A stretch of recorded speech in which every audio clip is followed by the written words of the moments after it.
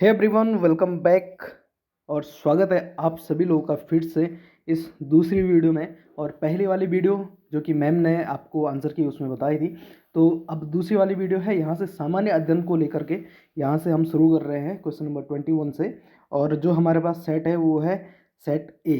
तो अपने क्वेश्चनों से मैच करते रहें, अपने सेट से मैच करते रहें। पहला क्वेश्चन है, भारतीय उपग्रह कलाम सेट B2 के प्रक्षेपण की तिथि क्या है? तो दोस्तों इसका जो सही आंसर हो जाएगा वो हो जाएगा बी, यानी कि 24 जनवरी 2019। आगे बढ़ते हैं। दूसरा क्वेश्चन है, कोविशील्ड भारत की कोविड वैक्सीन का उत्पादन किसके द्वारा किया जा रहा है? तो आप बहुत सारे लोगों ने भारत बायोटेक इसका आंसर किया होगा, लेकिन उसका आंसर गलत है। वो आंसर, इसका आंसर हो जाएगा सी, सीरम इंस्टीट्यूट द्वारा। तीसरा है, गेहूं के दाने होते हैं, तो यहाँ पर बीज, फल, रूपांतरित फल, संपूर्ण बीज। तो आप लोगों ने तो अलग अलग आंसर किए होंगे। जिन्होंने साइंस अच्छे से पढ़ी होगी उनको पता होगा कि जो गेहूं का दाना होता है वो फ्रूट होता है, यानी कि फल होता है। और ये क्वेश्चन बार बार पूछा जाता है। Question number 24, justice PC Ghosh का कार्यकाल पूरा होने के बाद लोकपाल के अध्यक्ष का प्रभार किसे दिया गया है? तो ये दिया गया है जस्टिस प्रदीप कुमार मोहंती, जो कि भारत के दूसरे लोकपाल हैं। ठीक है। दूसरा है क्वेश्चन नंबर 25, निम्न में से किसे प्रथम लता दीनानाथ मंगेशकर अवार्ड 2022 से सम्मानित किया गया? तो ये किया गया प्रधानमंत्री नरेंद्र मोदी को। क्वेश्चन नंबर 26, किस शहर ने 12वें डेफ एक्सपो यानी कि डिफेंस एक्सपो 2022 की मेजबानी की है? तो ये की है गुजरात के गांधीनगर में। तो 27 क्वेश्चन है, निम्न में से किसे जनवरी 2022 में आयोजित सैयद मोदी अंतर्राष्ट्रीय टूर्नामेंट में महिला एकल का खिताब दिया गया? तो ये दिया गया है PV सिंधु को। क्वेश्चन नंबर 28, निम्न में से किस ऑपरेशन के अंतर्गत भारत सरकार द्वारा भारत के मेडिकल छात्रों को यूक्रेन से भारत लाया गया? तो ये था ऑपरेशन गंगा। क्वेश्चन नंबर 29, निम्न में से कौन सा विकल्प ऑपरेटिंग सिस्टम का उदाहरण है? विंडोज, लिनक्स, मैक OS, ये सभी क्या है? ऑपरेटिंग सिस्टम है। तो आंसर डी हो जाएगा।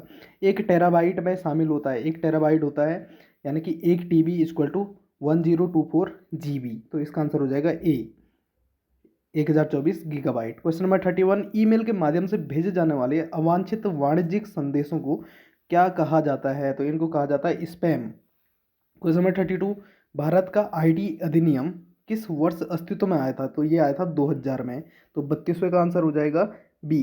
क्वेश्चन नंबर 33, महावीर का जन्म कहाँ हुआ था? तो वैशाली के कुंड ग्राम में इनका जन्म हुआ था। तो वैशाली, डी इसका आंसर हो जाएगा। कुतुब मीनार के प्रवेश द्वार को क्या कहा जाता है? तो ये कहा जाता है अलाई दरवाजा। क्वेश्चन नंबर 35, निम्न में से कौन ऊर्जा का नवीनीकरणीय स्रोत है, यानी कि जिसको हम फिर से दोबारा प्राप्त कर सकते हैं? तो यह है सूर्य का प्रकाश, जो कभी खत्म नहीं होगा। क्वेश्चन नंबर 36, बोस्टन चाय पार्टी किससे संबंधित थी? तो 36 का आंसर हो जाएगा बोस्टन चाय पार्टी संबंधित थी अमेरिकी क्रांति से, यानी कि 1773 में ये आयोजित की गई थी। क्वेश्चन नंबर 38, बुशमैन, तो ये होती है कालाहारी मरुस्थल में ये जाति। तो 37 का आंसर हो जाएगा डी। 38 की ओर चलते हैं। तो 38 है, भारत वन स्थित सर्वेक्षण 2021 के अनुसार, जो 17वां वन सर्वेक्षण था, ठीक है, तो इसके अनुसार निम्नलिखित राज्यों में किस एक में सर्वाधिक वन क्षेत्र है? तो दोस्तों इसका क्रम मैं आपको बताते हुए चलूँ। पहले नंबर पे है मध्य प्रदेश, दूसरे पे है अरुणाचल प्रदेश, तीसरे पे है छत्तीसगढ़, और चौथे पे है उड़ीसा, और पांचवें पे है महाराष्ट्र। तो यहाँ पर आपके पास मध्य प्रदेश ऑप्शन में नहीं था, अरुणाचल प्रदेश ऑप्शन में नहीं था, तो इसका आंसर हो जाएगा बी, छत्तीसगढ़।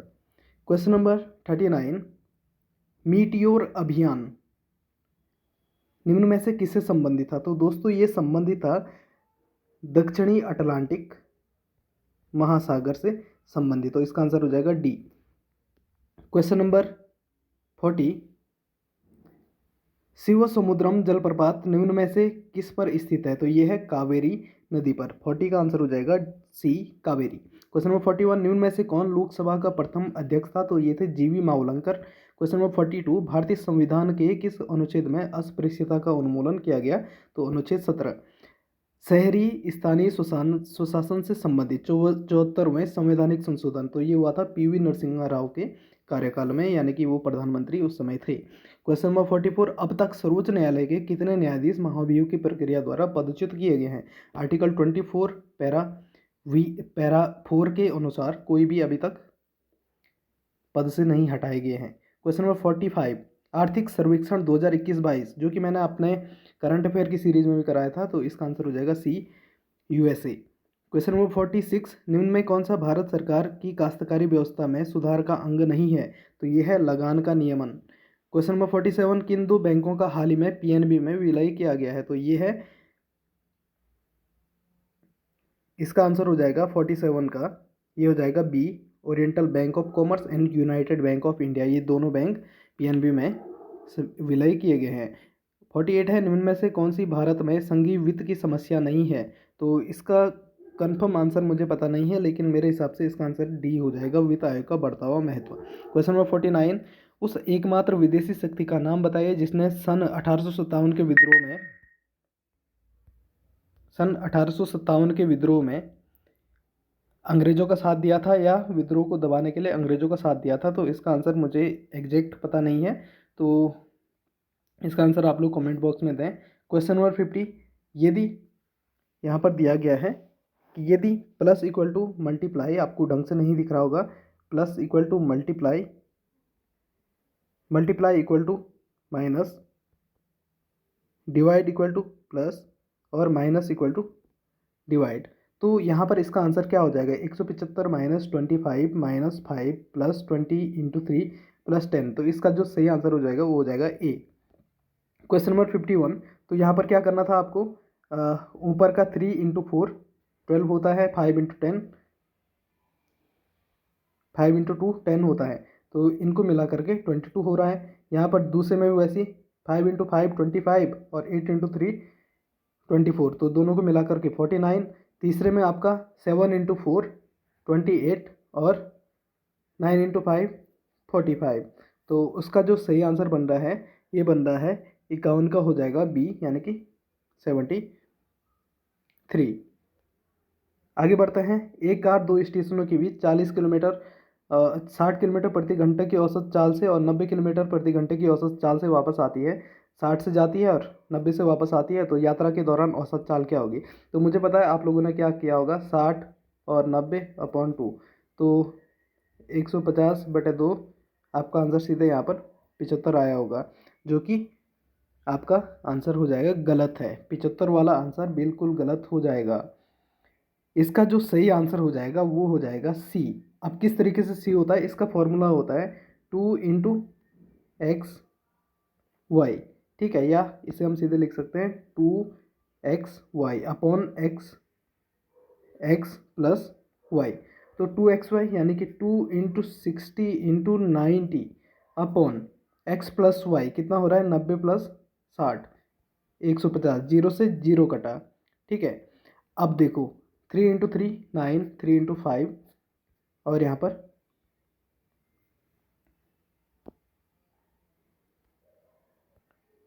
इसको थोड़ा क्लियर से करते हैं। 2 × xy यानी कि 60 × 90 अपॉन 150, तो जीरो से जीरो आपका कटा। 3 × 3 9 होता है, 3 × 5 15 होता है। अब इसको ये हो गया 14 से कटेगा, सॉरी